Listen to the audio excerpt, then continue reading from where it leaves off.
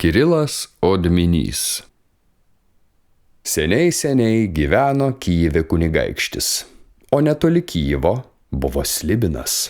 Kiekvienais metais miestas siųsdavo šiam Slibinui duoklę. Arba jaunikaitį, arba mergelę. Atėjo eilė kunigaikščio dukteriai. Nieko nepadarysi. Siuntė miestelėnai, reikia ir kunigaikščiui siųsti. Na ir atidavė kunigaikštis savo dukrą Slibinui. O duktė buvo tokia graži, tokia apveidi kaip reta. Pamilo ją Slibinas. Šit kartą ji pasimeilino jam ir klausė: ar yra žemėje toks žmogus, kurs tave nugalėtų? Yra, sako, toks Kyjive prie Dniepro. Kai pakuria troboje krosnį, dūmai net iki debesų driekiasi. O kai eina prie Dniepro odų mirkyti, jis juk odžius, tai ne vieną neša, o 12 išsyk.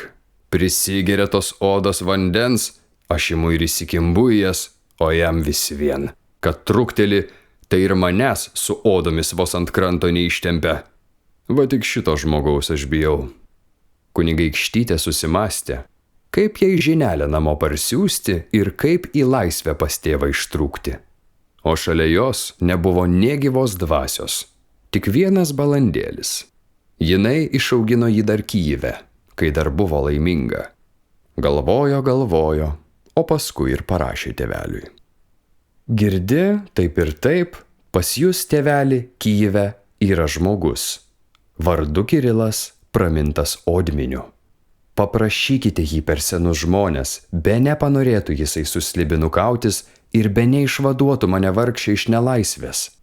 Maldaukite jį, brangusis tėveli, ir žodžiais ir dovanomis, kad neįsižeistų jis už kokį nemandagų žodį. Aš už jį ir už jūs visą amželį Dievui melsiuosi. Parašė, pririšo balandžiui po sparneliu šitą laiškelį ir išleido pro langą.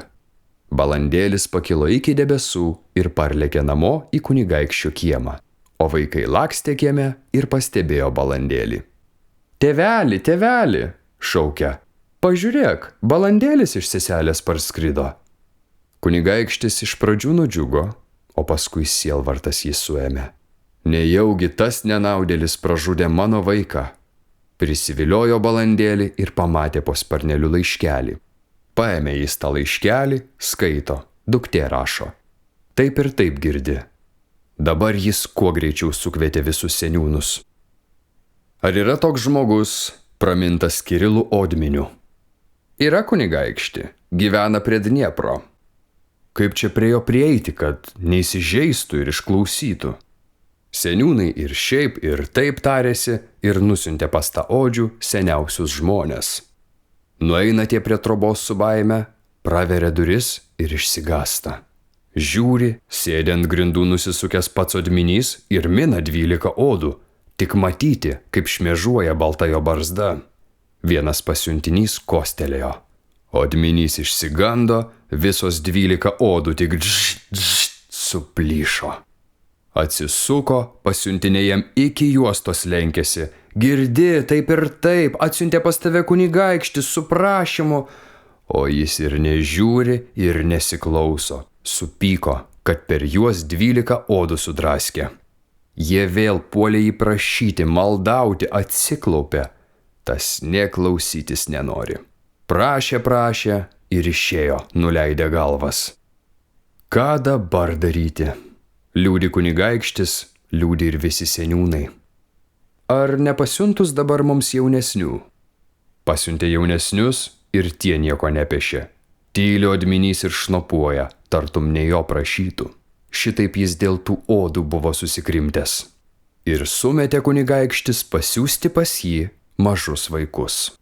Kai šie nuėjo, kai ėmė prašyt, kai puolė ant kelių ir kai užraudojo, dabar ir pats Odminys nebeištvėrė, pravirko ir sako: na jau gerai, dėl jūsų padarysiu. Nuėjo pas kunigaikštį. Duokite, sako, man 12 statinių dervos ir 12 vežimų kanapių. Apsiviniojo kanapėmis, gerai išsidervavo, pasiėmė kardą, gal kokių 10 pūdų ir nuėjo pas Slibiną. O Slibinas jam ir sako: Tai ką, Kirilai, atėjai kautis ar taikintis? Kur čia taikintis? Kautis su tavim nedoreliu atėjau. Štai ir ėmė juodu kautis, net žemė dreba. Kad įsibėgės Slibinas, kad griebs Kirilą dantimis, tai gabalą deravos ir išrauna. Dar įsibėgėjęs griebia, kanapių gumulą išpeša. O tasai didžiuliu kalaviju, kad rėš Slibinui, tai ir sugrūda į žemėsną. Slibinas ugnimi liepsnoja, karšta jam. O kol nulėkė prie Dniepro atsigerti ir atvėsti, tai odminys jau kanapėmis apsiveja ir dervą lieja. Iššoka iš vandens tas nenaudėlis, įsibėgėja ir puola odminį, o tasai į kalavijų tik šmaukšt, dar įsibėgėja, o odminys kalavijų šmaukšt. Pliekėsi. Dūmų debesys, žiežirbos pilasi. Įkaitino Kirilas Slibiną tartum kalvis plūga žaizdre. Tasai tik sprengsi, tik dūsta, po juo žemė tik dejuoja.